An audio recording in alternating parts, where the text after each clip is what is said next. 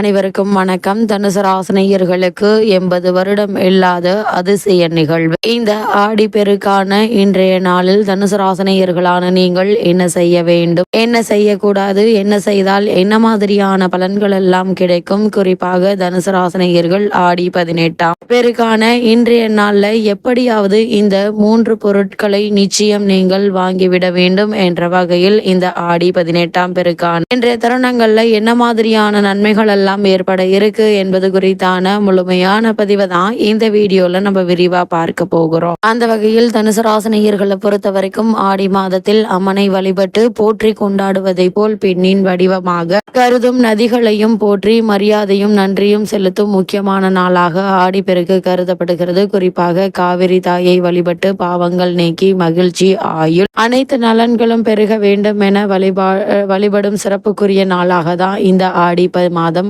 18ஆம் பெருக்கு அமைஞ்சிருக்குது. ஆடி மாதம் அம்மனுக்கு உகந்த மாதம். இந்த மாதத்தில் ஆடி பெருக்கு மிக முக்கியமான பண்டிகையாக கொண்டாடப்படுகிறது. ஆடி பெருக்கு ஆடி மாதத்தின் 18ஆம் நாளில் கொண்டாடப்படுகிறது. அதனால் இதை ஆடி 18ஆம் பெருக்கு என்றும் சொல்வது உண்டு. குறிப்பாக இது நிலத்திற்கும் பூமியை செழிக்க வைக்கும் நீர்நிலைகளுக்கும் நன்றி செலுத்தும் ஒரு புண்ணிய நாளாக அமைகிறது. ஆடி பெருக்கு ஏன் கொண்டாடுகிறோம் என்று பார்க்கும்போது, கங்கை நதி தன்னுடைய பாவங்களை போக்க கிருஷ்ண பகவானிடம் சென்று வழி கேட்டது. கிருஷ்ணர் காவிரி ஆற்றில் கலக்கச் சொன்னார்.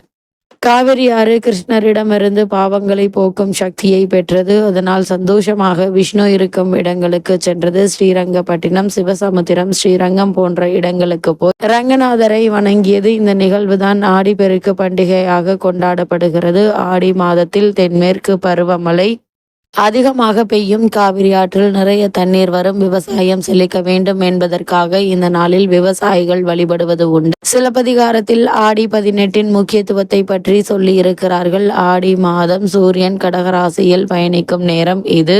விவசாய வேலைகளுக்கு முக்கியமான நேரம். மழை நிறைய பெய்து ஏரி குளம் எல்லாம் நிரம்பி வழியும். விவசாயத்திற்கு தேவையான தண்ணீர் கிடைக்கும். அதனால் தான் விவசாயிகள் அடுத்த விவசாயத்திற்கு நிலத்தை தயார் செய்வார்கள். இந்த நாளில் வழிபட்டு விவசாய பணிகளை துவங்கினால் விவசாயம் செழித்து வரும் என்பது நம்பிக்கை. ஸ்ரீரங்கம் கோவிலிலிருந்து ரங்கநாதர் அம்மா மண்டப படித்துறைக்கு எழுந்தருள்வார்.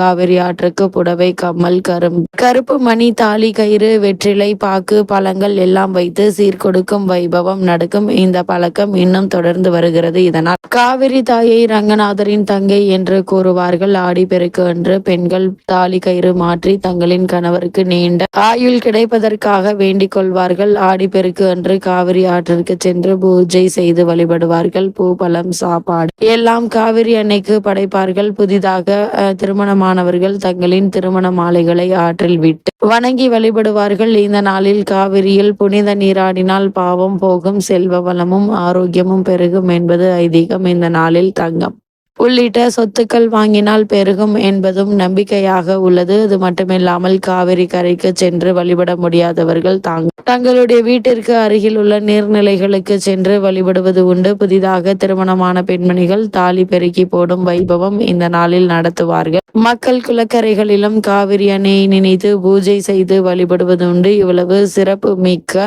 ஆடி 18ஆம் பெருக்கான இன்றைய நாள் நிகழ்ந்து கொண்டிருக்கும் 2025ஆம் ஆண்டு ஆகஸ்ட் மாதம் 3ஆம் தேதி ஞாயிற்றுக்கிழமை வருகிறது. விசாகம் மற்றும் அனுஷம் நட்சத்திரம் இணைந்த நாளில் ஆடி பெருக்கு வருகிறது. அனுஷம் நட்சத்திரம் சனி பகவானுக்குரியதாக இருந்தாலும் இந்த நாளில் மகாலட்சுமியை வழிபடுவதால் செல்வ வளம் பெருகும் என்பதும் ஐதீகமாக உள்ளது. இந்த ஆடி பெருக்கான இன்றைய நாள் தனுசு ராசினியர்கள் என்ன செய்தால் புண்ணியம், ஐஸ்வர்யம் அனைத்தும் பெருகும் என்று பார்க்கும்போது, ஆடி மாதத்தில் 18ஆம் நாளில் 6 குளங்கள் ஆகியவை பொங்கி வரும். இந்த நாளில் நாமும் நீர்நிலைகளை வழிபட்டால் நம்முடைய வாழ்வில் மகிழ்ச்சியும் செல்வமும் பொங்கி வரும் என்பது ஐதீகம். ஆடி பெருக்கு அன்று நாள் செய்யும் காரியங்கள் நமக்கு பல மடங்கு பலனை கொடுக்கும். இந்த தெய்வங்களின் ஆசியை மட்டுமின்றி முன்னோர்களின் ஆசியையும் பெறுவதற்குரிய நாளாக கருதப்படுகிறது. 2 மடங்கு பலன்களை தரும் ஆடி பெருக்கு நாளில் எந்தெந்த காரியங்களை செய்தால் வீட்டில் ஐஸ்வர்யம், புண்ணியம் பெருகும் என்பதை தெரிந்து கொள்வோம். அந்த வகையில் தனுசு ராசினியர்களுக்கு ஆடி பெருக்கு என்பது பெருக்கத்திற்குரிய சிறப்பான நாளாகும். ஆடி மாதத்தில் நாம் என்ன செய்ய செய்தாலும் அது இறைவனை சென்றடையும். இந்த செயலுக்கான பலன்கள் நமக்கு 2 மடங்காக கிடைக்கும் என சொல்லப்படுகிறது. அப்படி ஆடிப்பெருக்கில் என்ன வேண்டி வழிபாடு செய்கிறார்களோ அதற்கான பலன் பல மடங்கு கிடைக்கும். இந்த நாளில் நீர்நிலைகள் பொங்கி வரும் என்பது ஐதீகம். நீருக்கு நன்றி செலுத்தும் நாளாக ஆடிப்பெருக்கு சொல்லப்பட்டாலும் நமக்கு பல மடங்கு ஐஸ்வர்யத்தையும் புண்ணியத்தையும் தரக்கூடிய ஒரு நாளாகவும் இந்த ஆடிப்பெருக்கில் சில குறிப்பிட்ட காரியங்களை செய்தால் ஐஸ்வர்யம் புண்ணியம் பெருகுவதுடன் வாழ்க்கையில் மிகப்பெரிய மாற்றத்தை ஏற்படுத்தி பல மடங்காக பெருக்கி கொடுக்கும். இந்த ஆடி 18ஆம் பெருக்கான அன்று செய்ய வேண்டியவை என்ன? குறிப்பாக தனுசு ராசினியர்கள் என்று பார்க்கும்போது ஆடிப்பெருக்கில் ஆற்றங்கரை குளக்கரை சென்று தீபம் ஏற்றி வழிபடலாம். புனித நீராடி முன்னோர்களுக்கு செய்ய வேண்டிய புண்ணிய காரியங்களை செய்யலாம். அது மட்டும் இல்லாமல் திருமணமான பெண்கள் தாலி கயிறு மாற்றிக்கொள்ளலாம். மற்ற சுமங்கலி பெண்களுக்கு தாலி கயிறு தானமாக கொடுக்கலாம். அது மட்டும் இல்லாமல் கன்னியாக பூஜை செய்ய தனுசு ராசினியர்கள் ஆடி 18ஆம் பெருக்கான இன்றைய தினத்தில் நீர்நிலைகளில் கரைகளில் விளக்கேற்றி மகாலட்சுமி பூஜை செய்யலாம். வீட்டில் பாயாசம்